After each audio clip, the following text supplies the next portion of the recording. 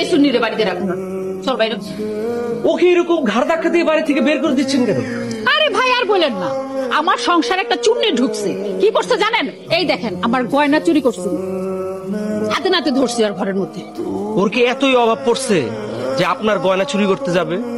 হ্যাঁ, আমরা তো সবাই দেখেছি এই গহনাগুলো ওর ঘরের বিছানার নিচেই ছিল। আপনি থামেন, আপনি হলেন সব নষ্টের মূল। শিহাব ভাই, আপনাকে সম্মান করি সেটা ঠিক আছে, আপনি আমার বোনকে অপমান করতে পারেন না। আর তাছাড়া এটা আমার পারিবারিক ব্যাপার, এই ব্যাপারে আপনি নাক না গলালেও চলে। আজ যাকে চোর বলে ঘাড় ধাক্কা দিয়ে বাড়ি থেকে বের করে দিচ্ছেন, জানেন ওকে? যদি আমি জানতাম না তাহলে ওর বাপ মারে জিজ্ঞেস করতাম কেমন একটা চুন্নিরে জন্ম দিচ্ছে। কথা সাবধানে বলবেন ভাবি। পিঙ্কি আমার মেয়ে, চৌধুরী বাড়ির মেয়েরা কখনো চুরি করে না। কি? পিঙ্কি আপনার মেয়ে? হ্যাঁ, পিঙ্কি আমার মেয়ে।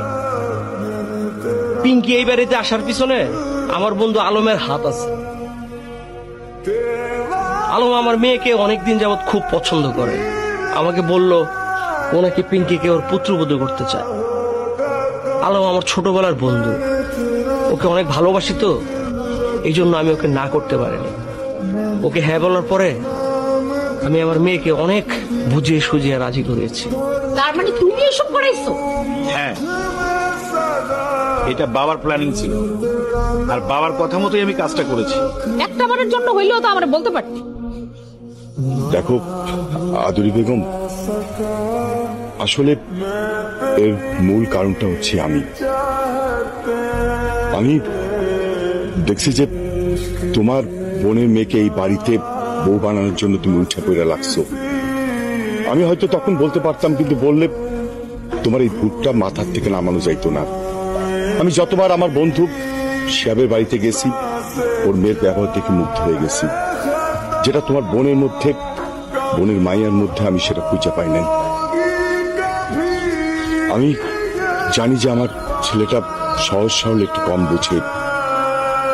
আমি সবসময় ভাবছি যে আমার ছেলের জন্য একটা ভালো মেয়ে দরকার। এই জন্য আমি জেনে বুঝে পিঙ্কি মাকে কল করেছিলাম, অনুরোধ করে বলছি যে তুমি আমার ছেলের বউ হয়ে আমার বাড়িতে আসো। পিঙ্কি মা আমার এই অনুরোধটা ফেলাই দেয়নি। সে আমার কথা রেখেই এই বাড়িতে ছেলে বউ হিসাবে আসছে। যেদিন থেকে তোমার বোন আর বোনজি এই বাড়িতে ঢুকছে, সেদিন আমি অনুমান করতে পারছিলাম যে একটা অঘটন ঘটবে।